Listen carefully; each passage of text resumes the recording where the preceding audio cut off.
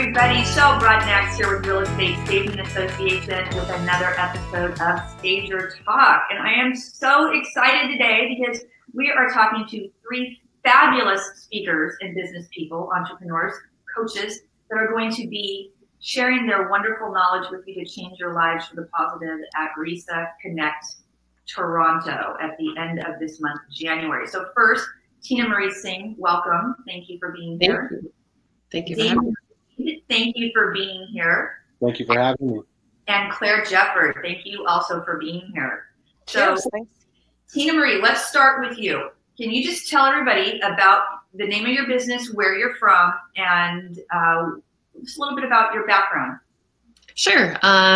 So my company is Lionsgate Design Incorporated, and I'm based out of Mississauga, Ontario. A little bit of my background is I'm actually a project manager by trade, and worked for corporate world for numerous years and decided to get into staging. Going on from staging into decorating and design, and the rest is history. Awesome. And can you tell everybody what the topic is you're going to speak about at RESA Connect? Yes, so I'm very excited about it. I'm going to be talking about how to open up your own studio showroom space. So it's very exciting. Definitely a big step, and I think I can share a lot of valuable information to help others become successful. I love it. I love it. And Claire Jefford, how are you, my friend? And can you tell everybody what company you're with and a little bit about your background? Yeah, sure. Hi, great to be here. Thank you.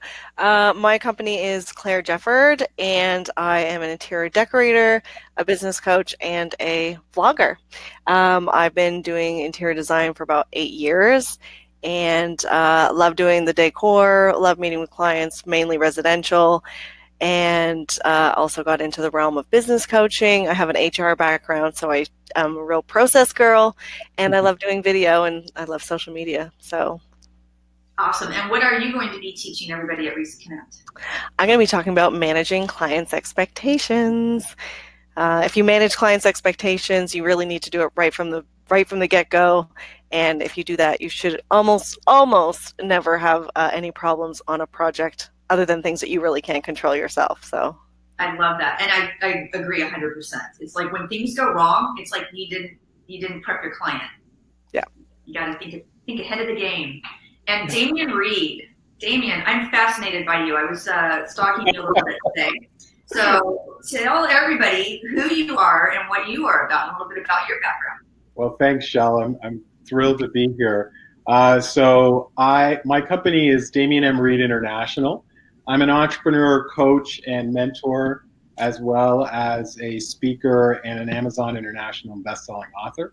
My background is sort of split between corporate and the entrepreneurial world. So on the corporate side, I had a fairly extensive career in the sales and marketing, particularly in the communication sector and also in the personal development sector.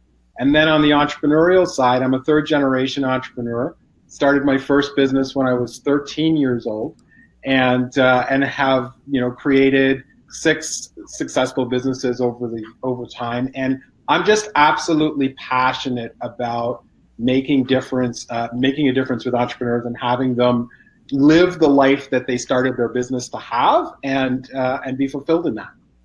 So tell me a little bit about Amarita. Am I pronouncing that right? Amarita, yeah. So in addition to having my own company of Damian Reid International, I also founded a company called Amarita Inc. about 5.5 years ago. And what Amarita does is, if you think about all of the service providers and experts that are, say, over here, that have things to offer to entrepreneurs, and then there's this world of entrepreneurs who are looking for services over here and want reliable people that they can count on, Amarita forms the bridge right in the middle of the two and creates a community for the service providers and experts to grow and succeed in their businesses, as well as providing them a link to the international entrepreneurial community. I love it. And what are you going to be speaking about at RESA Connect? I'm going to be speaking about mastering the stages of business. Mastering, I love that. I'm on a mastery kick right now. Yes. It's really amazing when you focus on mastery. This is something that I also do business coaching, and I'm a speaker, and it's so amazing, I guess for me, to get validation of things that you already have come to learn on your own, and then you hear somebody else talk about it. But I also, recently, I was doing some learning and some investigating for a class that I'm writing, and we were talking about confidence. And the one thing that I've learned over the years is your confidence really comes from competence. And really knowing something. So I have a whole thing that I talk about horses and my equine journey of learning to ride horses in my middle age and being terrified of them.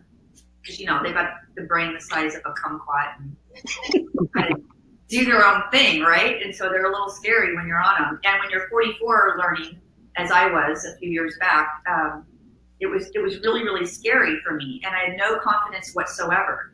And everybody just kept saying, you need time in the saddle, you need time in the saddle. And I could never really wrap my brain around what that meant until now, where now I'm finally at that point where, you know what, I focused on the mastery of my relationship and what it was that I needed to do with my horse. I have a whole thing about competition and that because I was focused on my competition and I lost every single event I ever competed in. And then when I finally had a horse coach tell me that I was obsessed with my competitors, I was a little blown away because I'm a business coach and my soapbox is don't worry about your competitors. Like literally, I speak to people 3 or 4 times a day, sometimes to stagers who are worried about competition. So it's literally my soapbox. But yet when I was competing, it was my worry. And somehow yet I didn't pick up on that. So when she informed me about that and said, and I went back to the drawing board and did that, I won. And I just started winning left and right. And it's really about that because you gain your confidence through competency. Yes. It's really important that with any skills that anybody has is that they really improve their competency and confidence will follow. Absolutely. And that's usually, you know, in the second stage of mastery, which is concentration, where people are building that repetition.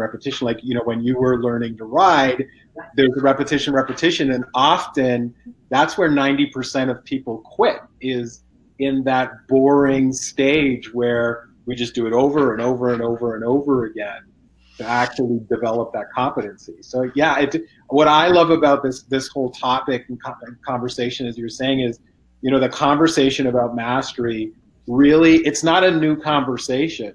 It's a conversation that extends over any area of life or anything that anybody has ever tried to take on and be competent and masterful in.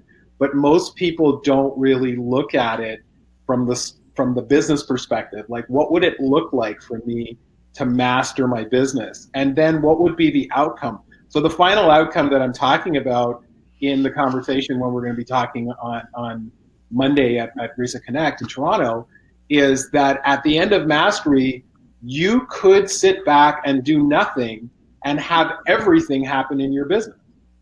And that would give you the exit strategy from your business.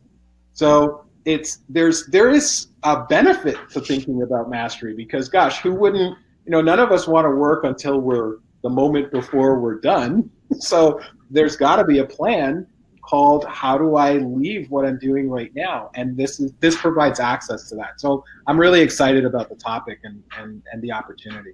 Absolutely. And the other thing with mastery, I think, too, is when people focus on the mastery, then they don't focus so much on the obstacles or running away from them. So exactly, even with what Tina Marie, what you're going to talk about and what Claire's going to talk about, like Tina, with you, if you're growing a showroom, there's going to be people that are going to listen to your talk. And you have done this, and you've got a proven method, right? And somebody else can go out there and they can try to duplicate that proven method, but an obstacle is going to show up. Something is going to be in their way. Yes. And the difference from successful entrepreneurs and people that are not is that the entrepreneurs are willing to take that obstacle and consider it more like a foundation. That's right. Go around it, scale it, you know, whatever you blow it up a C4, whatever you got to do to get around that obstacle. That's right. And it lays the foundation of what the rest of it is that you're doing. So I imagine you're going to talk about a lot of that too, and the obstacles and how just not to even give up, because definitely just got to keep going, right? Yeah, take that obstacle, keep going, learn from it, and move forward, right? Absolutely. And I want to educate so that I can explain what obstacles may come up and how to overcome that and what to look out for. So that they don't go through all the mistakes that I went through. So when you're looking at your own showroom, so let's give people kind of like a bird's eye view of really what does that look like for you? So when they're looking right now, they're kind of on the fence if they want to go. What does opening your own showroom look like? So opening up your showroom, so location, you've got to really look at that. Find out who your neighbors are.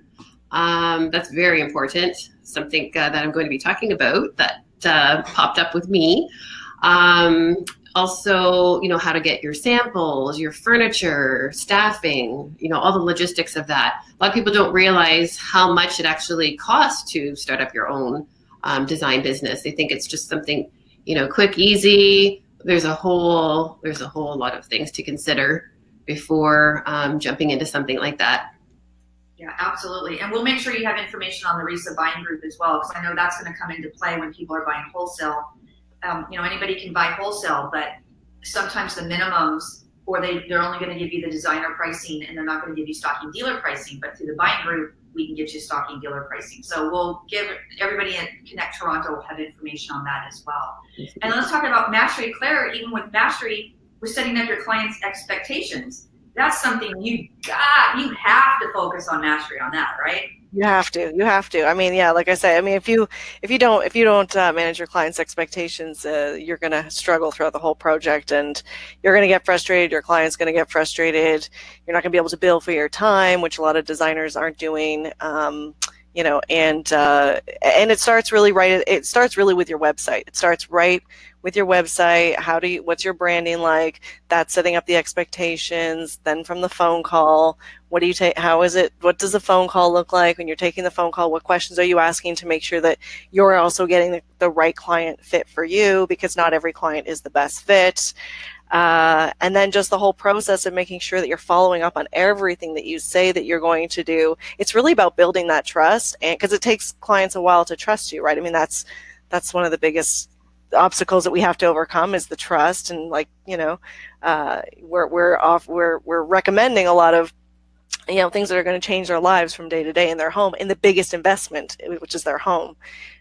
So it's managing expectations is huge. And most of the time I have a Facebook group and a private group and a lot of designers. And whenever a situation comes up or someone shares a story, like 90% of the time you could take it back to, okay, hang on, what was explained at the beginning of the process? How did you lay out your, your processes? Did you explain how you charge for your time? So it's so important. Yeah. And I love what you were saying. You kind of like backtrack. You really got to go through and backtrack and find out where in this process did something go wrong. Yes. And that's going to help you prevent it next time for sure. For sure. You can always improve it too, right? I mean, something may come up and even every now and again, something may even comes up and I'm like, oh, I need to tweak that. You know what I mean? Like, so that's okay. We're always learning in this business and that's okay. But managing the expectations is huge. Yeah, absolutely. And you mentioned something earlier about walking away. And I guarantee when I ask this question of all three of you, you're all going to give me the same answer. And if everybody else in the world who's an entrepreneur can give me the same answer, people would be a lot better off. And so I'm going to ask you, are any of you afraid to walk away from the client that shouldn't be your client? No. Not at all. The answer is no, right? No.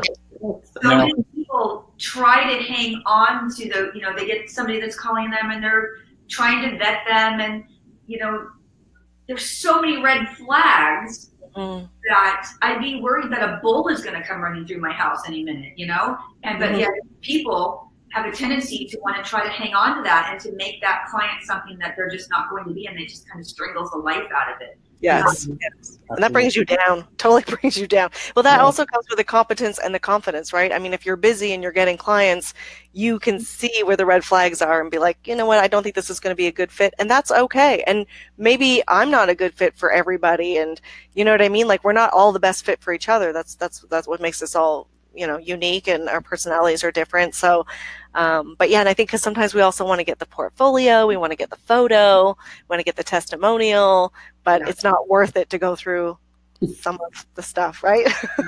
Most of the opportunity, and you know, what I found though, I think everybody should at least try to save one client and go through the process of having that client that you wish you said no to, because then at least you have some knowledge behind it, and then hopefully next time it's a little bit better. But I find what ends up happening with people when they're trying to hang on to those clients, and it's a square peg round hole, and they end up spending more money, they're more frustrated, and then they don't end up getting a great client relationship out of it. The testimonial is going to be blown out because everybody's frustrated and not happy. And it ends up just causing more damage to their business, but they want that one. They think that that one client is going to be the precipice to put them off into freedom, into, you know, scaling their business, that one client is going to make that huge difference. And there's one thing that I can guarantee is the PITA client is not going to be the client that's going to explode your business. It can be the one that implodes it. Yeah, Shell, in my book, one of the habits I actually talk about this, and it's interesting that you use the word freedom, because taking on that client that doesn't belong creates the opposite of your experience of freedom in the business, right? And my approach to it is, when I talk about it, is to really say, you know, for entrepreneurs, separate yourself from the business. So if you were to step out of the business and look at the business as a separate entity, and just consider, you know, energetically and from a moving forward and freedom perspective, does that client actually forward what you're committed to? Is it consistent with your values? Is it consistent with what you want for your company? If your answer is no, looking at it from an objective perspective, like if you had a friend and you were to say, and you saw your friend doing that, you would say, don't take that client. But when we're so close to it, and, you know, sometimes maybe it's a financial concern, maybe, as you say, maybe it's a prestige concern, thinking about the portfolio, but we're so close to it that it sometimes just takes us being able to separate ourselves from our business. And that's easier said than done as an entrepreneur, because we really are our business. But often, to make the right decisions, we need to think about it, I think, as business people, and not that it's our baby. Right. Absolutely. And I think too, I know I'm guilty of this too, is you want to please people. Yeah. You know, everybody wants everybody to be happy, and you want to please people and make a positive difference. But I've definitely discovered that it gets old trying to turn yourself into a pretzel, trying to accommodate somebody else. So I've just decided I'm a breadstick kind of girl right now. And if I've got what you want, right on, I'm into it. And if not, go to the fair. They've got pretzels there, and do what you got to do, because it's just crazy when you look at all the time that people invest in that. And it's exhausting. It's exhausting. It is. Really exhausting. So Tina, tell me about design clients and staging, because you're doing both. So what percentage, how do I ask this question? Do you have a good percentage of clients that you stage with first and then you go on to do design business for? I do, because they end up loving what I do for them on the staging side, that they'll hire me to do their homes when they move. I'd say percentage-wise, maybe about 40% actually. Wow, that's a really high number. Yeah, which is quite a bit. And then, but I do more design than I do staging. But for those staging ones, it's a pretty good turnover, because they like what my team and I do. Yep, so I love that. And that really so they're all moving locally too then? They are. Yeah, they're locally, all within Mississauga, Burlington, Oakville area. Awesome. That's a really high percentage. I mean, I was blown away when you said. I was thinking maybe 10 or 15%. No, yeah, it's actually a high number. I'm really impressed. I'm really, I'd be interested to hear other people's percentages, but I think that's pretty impressive. Pretty impressive. And then Claire, are you also doing staging, or you're strictly design, right? I'm mainly design. I dabbled in some staging when I started. It's just not my forte. I'm not to the professionals. I do the decorating and the design, and but I can totally see, you know, the value of doing the staging and then having people want to hire you to do the decorating and the design of their new home, because they finally see oh my gosh, this is how beautiful my house could have looked the whole time. And, you know, so they're like, okay, now I want to enjoy it right from the start. I'm hiring you back in. So I think that's awesome. Awesome. Awesome. So let's start, Claire, tell us a little bit about the managing the expectations. Maybe just 1 or 2 tips that you're going to give for people. You don't want to give away the farm, but a little bit what to expect out of your session. Well, one of the things that I talk about a lot in managing expectations is like, how are you going to bill the client? Because we never like to get a surprise invoice at the end of a at the end of a project or mid-project, and how often are you invoicing? So it's really important to let your clients know, what are you charging for? What are you? What's the rate that you're charging? And I go through this little thing, which I won't give too much away, but you know, when you charge for your time, and your clients know you're going to charge for your time, then it's okay to charge for it, because a lot of times I know designers are sitting there, they're calling their contractor, they're emailing their seamstress, they're getting in touch with the GC, or they're following up on an order, and they're not charging for that time. That's a lot of money. That's a lot of money and time that, I mean, we're running a business, and we've all got bills to pay as entrepreneurs and outgoing. So it's important to charge for your time, and it's okay to do that but you need to let your clients know how does that happen, and what that looks like in terms of how often and what the fees are, and give them an idea if you can. But also when we sit down and do the letter of agreement, so I'm really big on having your contract or your LOA, whatever you wish to call it, and that really is, but not leaving it with your client. That's another thing a lot of people do. They say like, okay, this is great, we're going to move on to next services. Here's the letter of agreement, or I'll email you it, and then you just sign it and send it back to me in the email. But it really is, you're really missing out on a great opportunity to have them ask questions and to open up that conversation, and don't see it as like, ooh, it's a contract. I like to see it as like, hey, I go through this contract, it gives you an opportunity to ask me any questions that you have. You're going to understand how I work. Does that sound good? And they're like, yeah. So again, it's a lot of mindset and not shying away from having those conversations that can sometimes seem a little bit awkward at first, asking about the budget, or I like to call it an investment amount. Because that's so important. That's so important in interior design and in staging. I mean, I always say, like, if I'm going to go shopping for a pair of shoes, and I'm not a fashionista at all, but I gotta know if I'm going to go to Payless or if I'm going to go to Jimmy Choo. I mean, it's 2 very different investments that I'm looking to make. So you don't want to waste time and money when you're working with a client, and so getting those conversations out in the open early on is really important. Awesome. I love it. Tina, same question for you. So I'm basically hoping everybody's going to walk away feeling pumped up, ready to go, and not be so afraid to go out and venture on their own and open up their studio space, and what to look out for, and how to create a team and be successful. And it's all about like collaborating. Like, don't be afraid of, again, like you were mentioning, Shell, about competitors. Don't look at it as competitors. It's all about collaborating, and you're stronger when you collaborate with other stagers and decorators and designers. There's a lot of business out there. We shouldn't look at it as competition. It's all about co-opetition and collaboration. I love that word.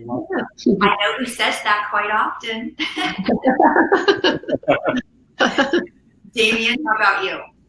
So mastering the stages of business is really about identifying what stage you're in now and having your actions be a match for that stage, so that you can be moving consistently through the stages of mastery. And when we say matching the actions with the stage that you're in, it would be like if you woke up in the middle of the night and you found, I don't know, a small fire burning in the garbage can. Like, what you would do in that situation is grab some water, douse it, get the fire extinguisher, just douse that. It would be very different if you woke up in the middle of the night and you found your bedroom consumed in flames. Like, the actions in that situation is to leave the house.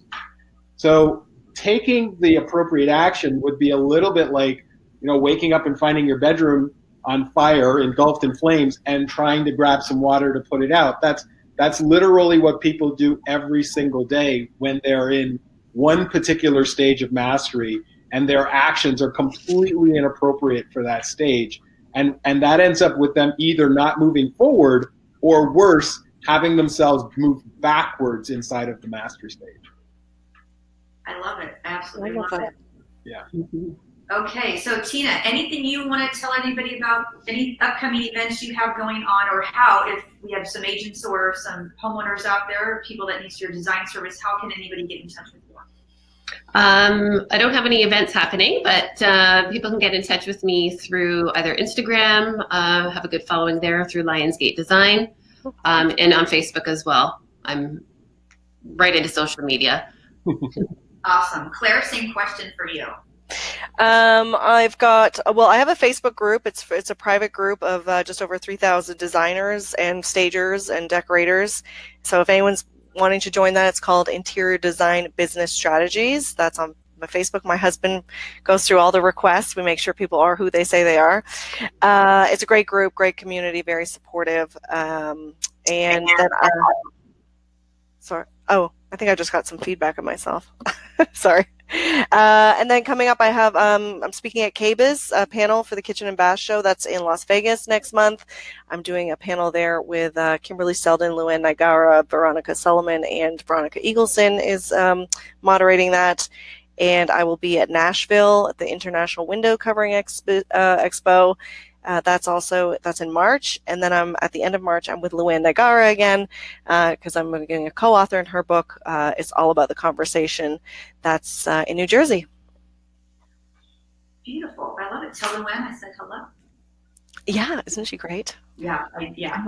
Damian, how about you? What's going on with you? A number of different events, but I think the best thing for folks to do would just be to find me at DamianMreid.com. So it's Damian, D-A-M-I-A-N, and Reid is R-E-I-D. If folks are interested in checking out my book, they can find it on Amazon and Kindle. And as far as social media goes, I'm Damian M. Reid on all the different platforms. So you can find me Damian M. Reid on Facebook, Instagram, LinkedIn. Happy to connect with people and support them with whatever it is that they need.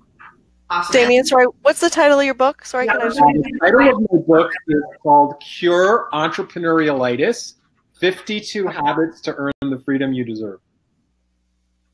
Entrepreneurialitis. I love it. Yeah. I don't know how to spell that. I know, it's a mouthful. I made up the term to basically talk about the entrepreneurs that we know that don't earn as much money as their potential, work too many hours, and don't have the time to spend on the things in life that are important to them. So we might know a few people like that around. Probably. Just around, yeah. Probably. And there are business owners that are always in triage mode. Yeah, exactly. There are days with me, it's like, man, I'm just in triage mode today. That's all I got going on. Just putting out fires, we got to kind of do it. But I love the systems. I imagine you're a real big systems person. I am, absolutely. Yeah, systems and structures are the way to have things work and create mastery. Actually, that is, at the end of the day, I don't want to give that away, but mastery is all about systems and structures. Yeah.